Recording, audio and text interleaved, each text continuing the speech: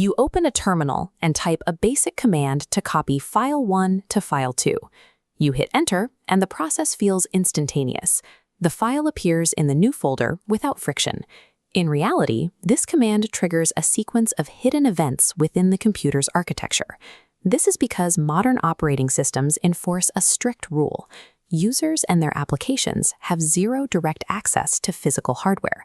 If every program could touch the hard drive or memory directly, a single error could overwrite critical system data or cause a catastrophic crash.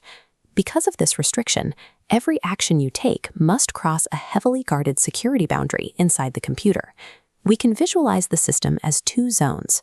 The top layer is user space, the accessible environment where everyday applications and standard processes operate. Below it is kernel space, the restricted, highly privileged core of the operating system where actual hardware control lives. The division is absolute. Nothing in user space can cross into kernel space without explicit permission. To safely bridge this gap, the operating system uses a symbiotic, two-tiered abstraction layer. These are system programs, the tools you interact with, and system calls, the mechanisms that actually talk to the hardware. Mastering the relationship between these two layers is the key to understanding how an operating system functions without collapsing. Look back at the CP command. This is formally classified as a system program. System programs, or system utilities, are user-level applications built to provide a convenient, human-readable interface. These utilities fall into several categories: file management like CP, editors like Vim, compilers like GCC, and shells like Bash. Despite their power, they share one limitation: they run entirely within user space, meaning they cannot execute hardware tasks. A tool like CP cannot physically read a sector of your hard disk. It must rely on a secondary mechanism to handle the hardware interaction. The moment the program needs a hardware resource, it hits the boundary wall of user space. To cross, it must generate a request known as a system call. System calls act as the only authorized bridge into the OS kernel. When invoked, it forces the CPU to perform a mode switch, shifting from restricted user mode to privileged kernel mode. System programs are essentially orchestrators. Their entire existence depends on using system calls to penetrate the kernel and get work done. We can trace exactly what happens underneath a command like cp file1.txt, file2.txt. First, the system program triggers the open system call to locate and prepare the source file.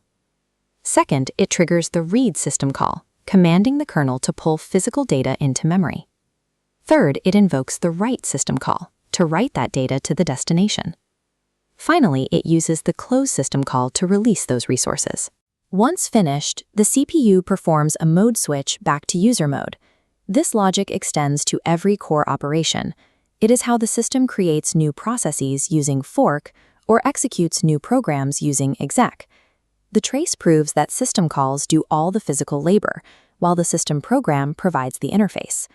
This comparison table provides a structural view of the technical distinctions. Regarding their level, system calls are low-level core interfaces, while system programs are high-level user utilities. System calls operate in kernel mode, whereas system programs are confined to user mode.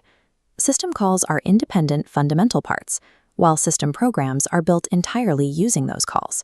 One serves as the internal mechanical interface for the computer. The other serves as the external operational interface for the human. Looking at the complete vertical stack, we can see how these concepts layer together.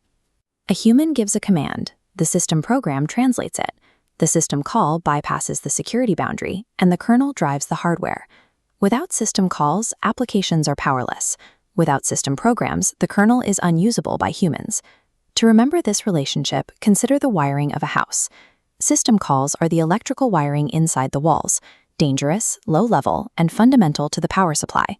System programs are the light switches, safe, accessible, and explicitly built so you don't have to touch the raw wiring. You wouldn't splice live wires together just to turn on a light, and you don't write raw kernel commands just to copy a text file. This division is the mechanism that ensures modern operating systems remain efficient, user-friendly, and secure.